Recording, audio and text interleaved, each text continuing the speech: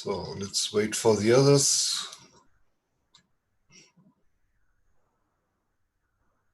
I think they will come in 1 or 2 minutes.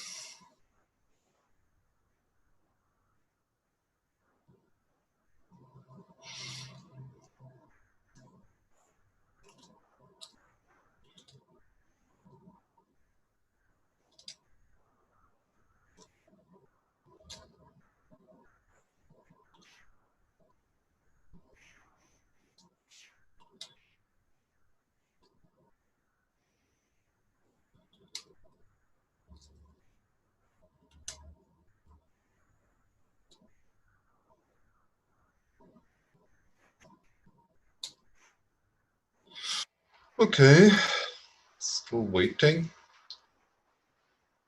I think we can then continue.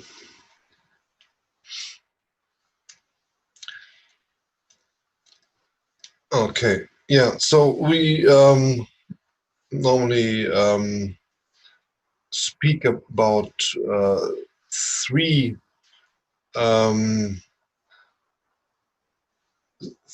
oh, one is out.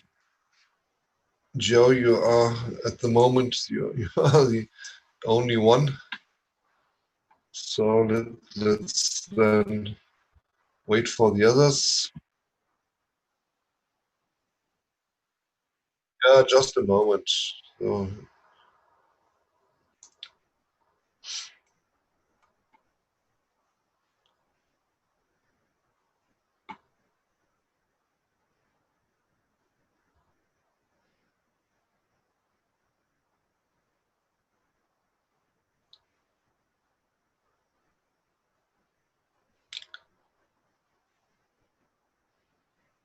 okay.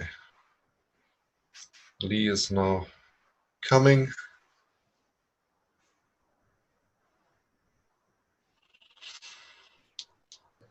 Okay, so Lee is there. Yeah, I'm back. Yeah, still waiting for the rest.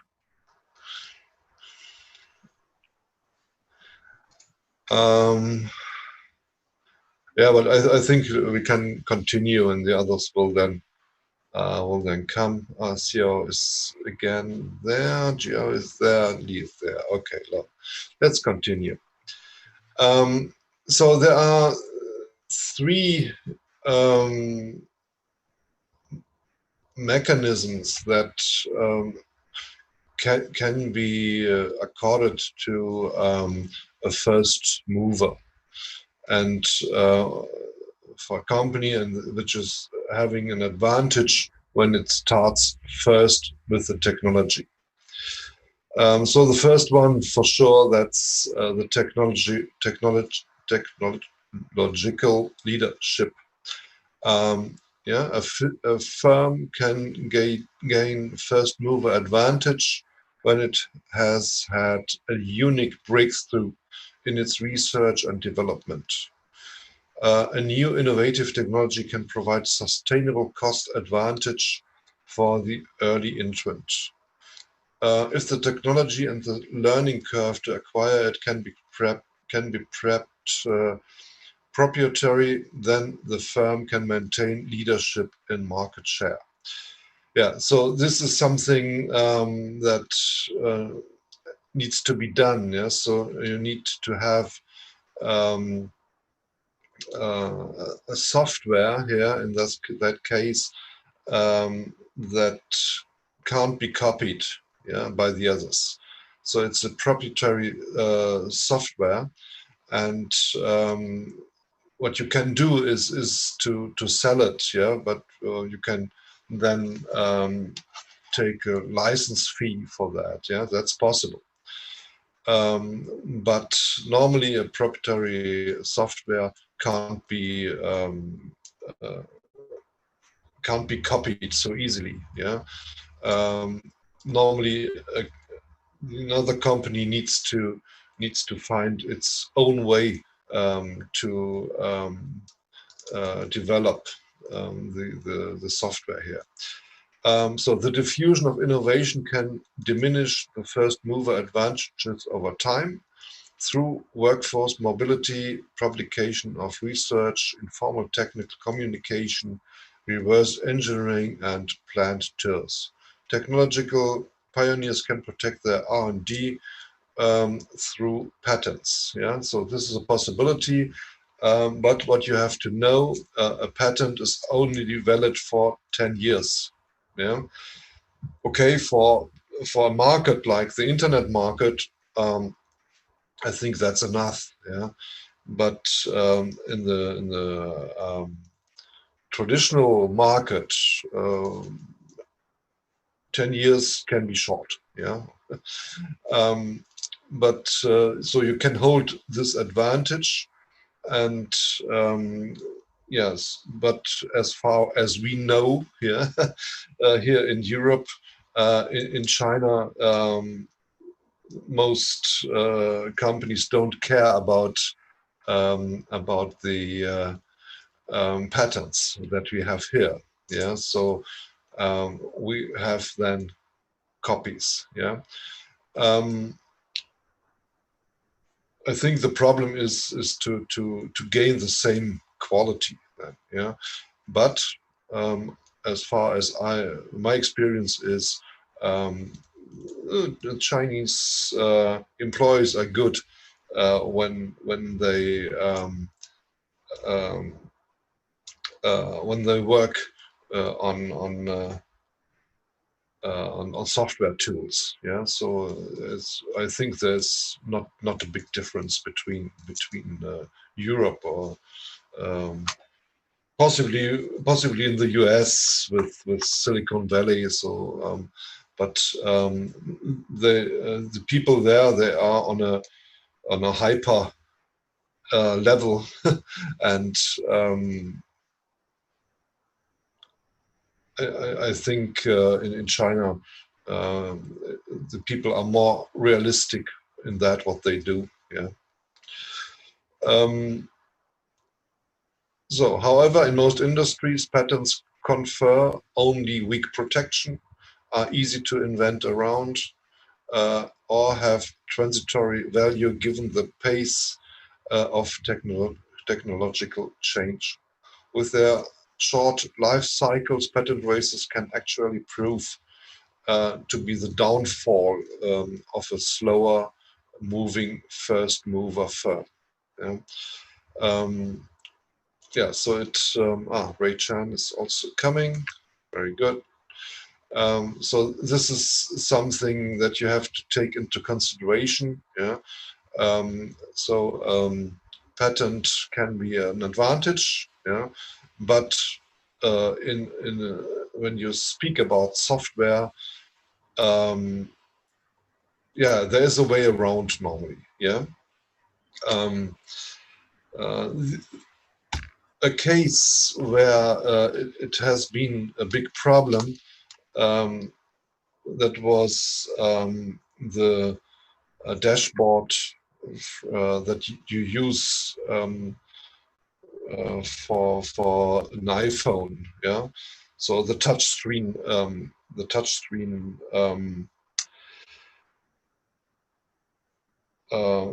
dashboard, and with the features it has, that was an advantage in the beginning. Yeah, so in 2007, 2008, and then Apple saw that Samsung was making the same. Yeah, so they copied the features. But it was like this, that first you have to know that this this innovation, this touchscreen innovation, was not a product by Apple. So they bought a company, an American company, and so they got they got this technology, um, and oh, I don't remember the name of this company. Yeah, Fingerworks. Fingerworks was the name of this company.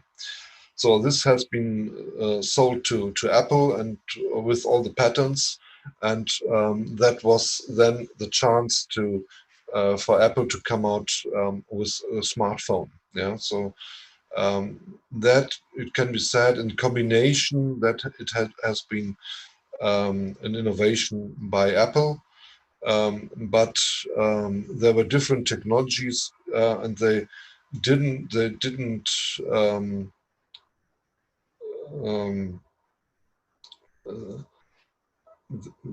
there haven't been um,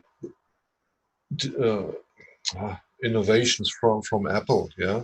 So, but what they did from Apple, they put it together. Yeah. So they bought some technologies and they put it together to a successful product. Yeah. So, but then it has been copied by Samsung with Android. Yeah, so Android has been a free to use software as far as I know, and then Samsung took it and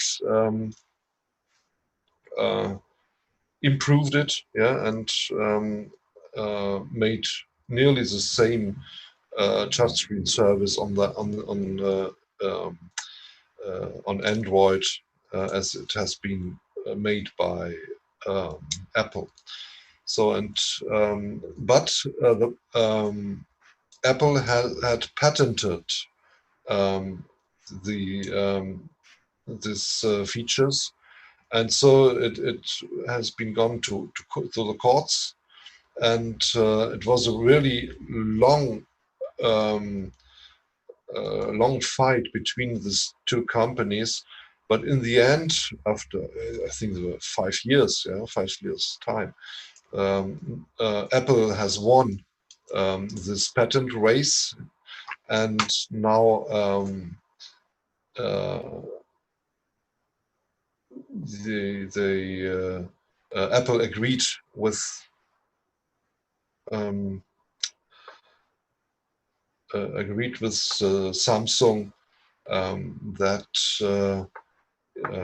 Samsung will then pay a fee to Apple for using this technology. Yeah, so it came to an end, but so it was a really long fight, and it was really expensive.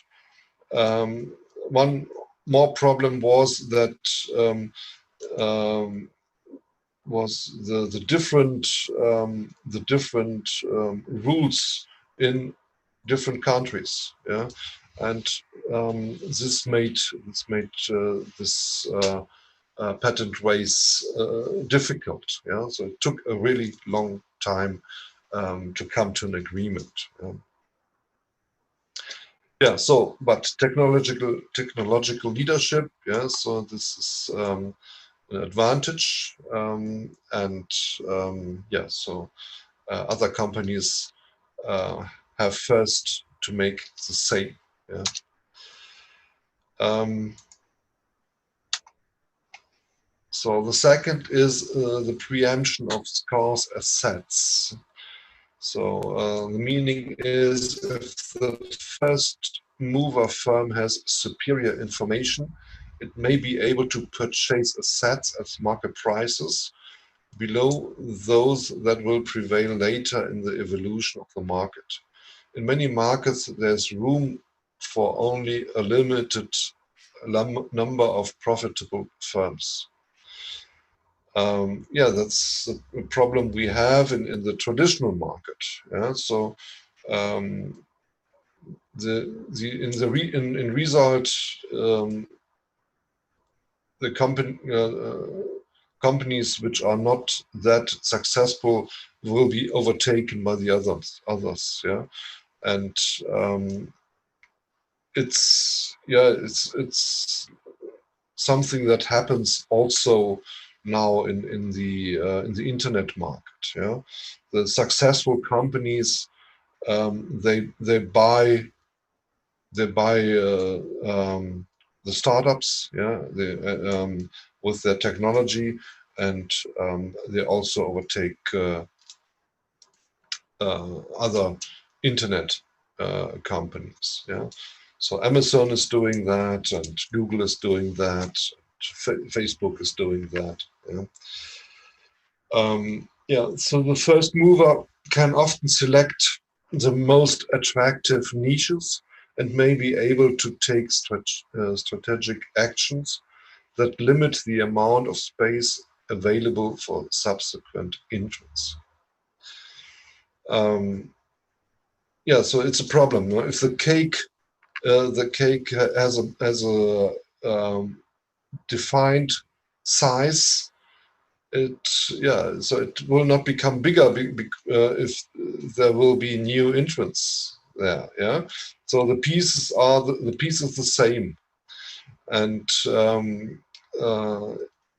if there are too many companies in such a market, then they have to share this cake, yeah, and yeah, there will be some companies who will have a bit more, and others will have less, and then there will be an overtaking of the weaker companies. Yeah. So first movers can establish positions in geographic or product space, such as that latecomers find it unprofitable to occupy the interstices. Entry to repel through the threat, threat of price warfare, which is more intense when firms are positioned more closely.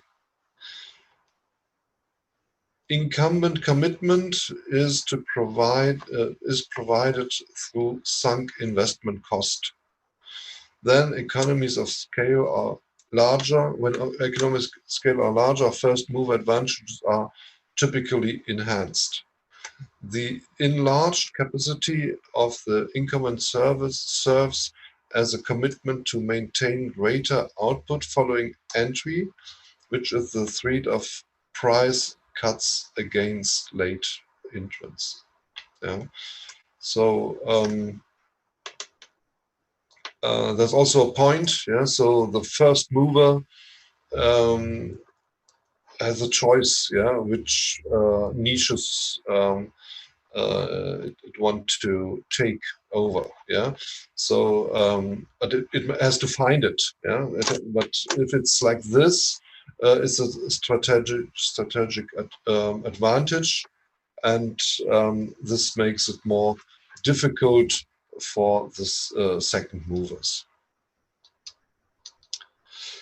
Yeah, third point, we speak about switching costs and buyer choice under uncertainty.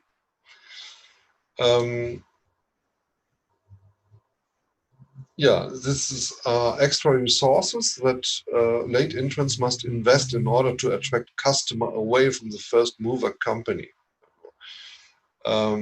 Yeah, so if they are satisfied, the consumers are satisfied, the new company has to find possibilities to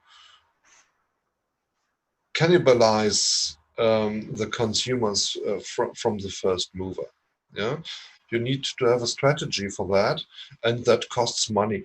Yeah, that's a disadvantage for them. Yeah.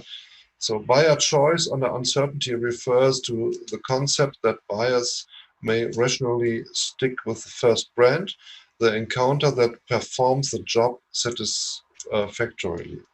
if the pioneer is able to achieve significant consumer trial, it can define the attributes. Yeah, so it's up to the leading company that are perceived as important within a product category. For individual customers, the benefits of finding a superior brand are seldom great enough to justify the additional search costs that must be incurred. Switching costs for corporate buyers can be more readily justified because they purchase in large amount. Yeah, so this is the problem. This is the switching costs. Yeah, we just talked about that. This is a lock-in effect. Yeah, and this can be also a strategy to make it more difficult for customers to make that change. Yeah. And it also can be used if the price is higher than the price of the competitors. Yeah, if you make it difficult to change, yeah, then it will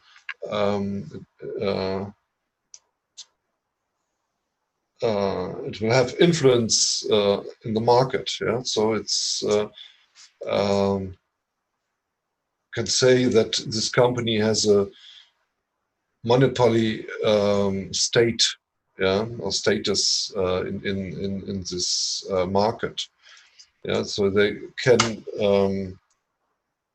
adjust the prices in between a special level. Yeah, they can increase the price, but nobody will go. Yeah, so and this because of these opportunity you speak, these are not only switching costs, these are opportunity costs for the consumers.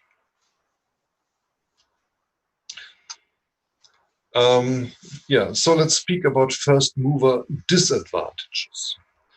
So there are also possibilities or strategies that can be used, and the first one is the free rider effect. I think the word is saying it. It's free ride. It means that something is for free. Yeah. So secondary or late movers to an industry or market have the ability to study first movers and their techniques and strategies. Late mover may be able to free ride on a pioneering firm's investments in a number of areas, including R&D, buyer education, and infrastructure development. The basic principle of this effect is that the competition is allowed to benefit and not to incur the costs which the first mover has to sustain. These imitation costs are much lower than the innovation costs. Yeah, because it's a copy. Yeah, and makes it less expensive. Then the innovation costs the first mover had to incur and can also cut into profits the pioneering firm would otherwise enjoy. Yeah, so I think it's clear that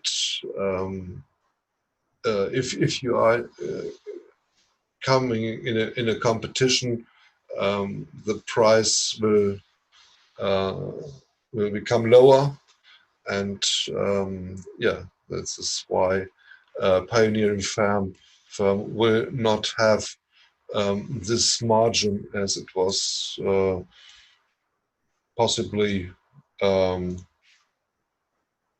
estimated, yeah, in the beginning. So the biggest benefit is riding the coattails of a company research and development and learning-based productivity improvement. Yeah, and this is something that is in the hands of the follower. So you have a look at the first mover, and then you will also be able to improve the processes, and can therefore gain a pricing advantage. Yeah? Other studies have looked at free rider effects in relation to labor costs, as first movers may have to hire and train personnel to succeed, only to have the competition hire them away. Yeah, this is also a point. Yeah, so there are employees, and they go to first mover. Yeah, they gain experience, and if they've gained experience, it could be that the follower will come and then say, "Okay, come to us. We will pay you more." And yeah, so the first mover had the costs to hire and to train this personnel, and the competitor will then have the advantage of that. Yeah, could happen. Yeah. Yeah, the third one is a resolution of technological or market uncertainty. So first movers must deal with the entire risk associated with developing a new technology and creating a new market for it. Late movers have the advantage not to sustaining those risks to the same extent. Yeah, so why? Because they copy it. Yeah, so for sure. While first movers have nothing to draw upon, that when deciding potential revenues and firm sizes, late movers are able to follow industry standards and adjust accordingly. The first mover must take on all the risks as these standards are set. And in some cases, they do not last long enough to operate under new standards. Yeah, so this can be a disadvantage. So it's different. Yeah, I would in my mind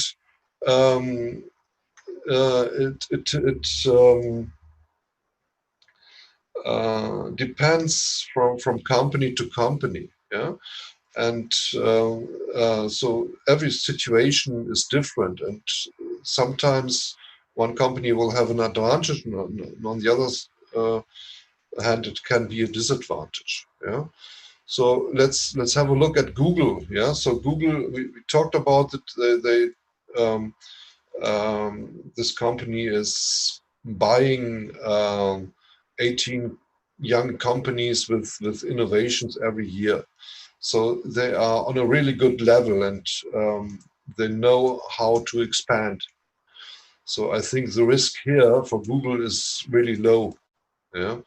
But the competitors, so like Yahoo, yeah, I think they will run more and more into problems, or they will find a new niche to make something, yeah, to react on that, yeah.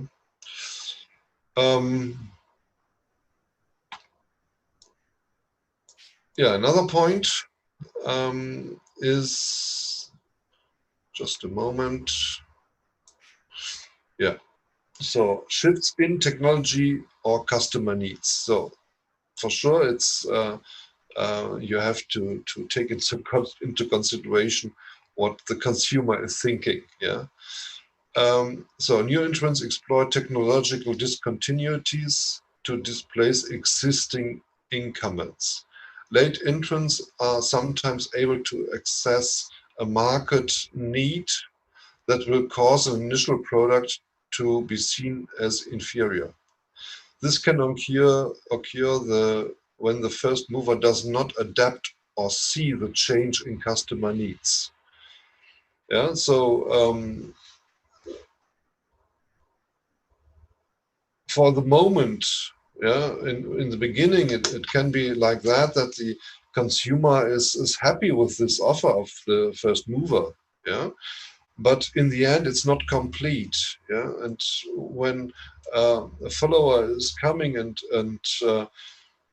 redesigns the performances, um, can have a positive effect on this competitor, and then it will become the better the, the better offer. Yeah. Or when a competitor develops a better, more efficient, and sometimes less expensive product. Yeah, and it's clear. A follower can have a look at the processes, and it can design it more efficient.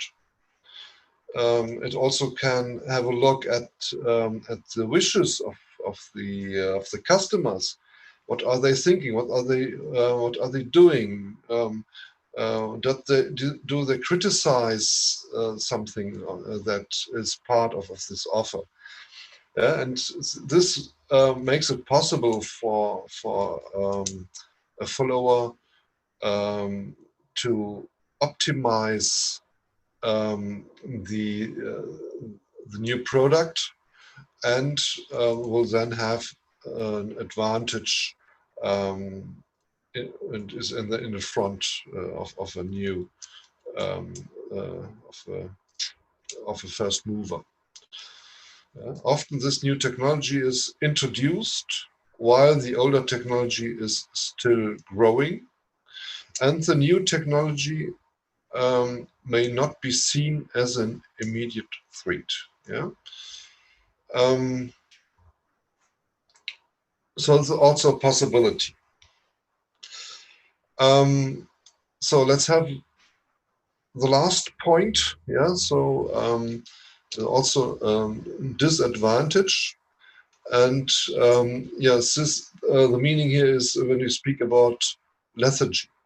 So while companies enjoy the success of being the first entrant into the market, they can also become complacent and not fully capitalize on their own opportunity. So when we have look at Max Lieberman, so scientists and Montgomery, they say vulnerability of the new first mover is often enhanced by incumbent inertia. Such inertia can have several root causes. The firm may be locked into a specific set of fixed assets. Possible that is like this, yeah. The firm may be reluctant to cannibalize existing product lines, or the firm may become organizationally inflexible. Yeah, the last point. I don't know if it's like this, but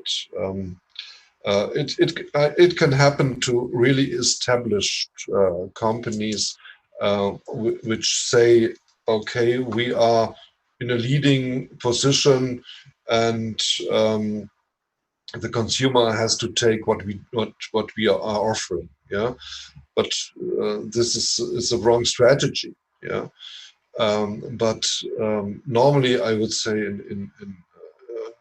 in the current situation, and with the young companies we have, I think the first two arguments will be more um, will be more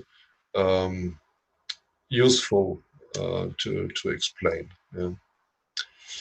Okay, so what I want to do is to explain what the meaning is when we speak about virtuous cycle. Yeah. So I just told it to you. We have a positive side, and we have a negative side, and it comes from from psychology, yeah, and so we have the angel's cycle and we have the devil's cycle, yeah. So angel's cycle is positive. So I take the German word, yeah. In German, it's called Engelskreis. Or if you use the devil's cycle, it's der Teufelskreis. Yeah, so it's I take this because I think it's a good explanation for that when you speak about virtuous cycle.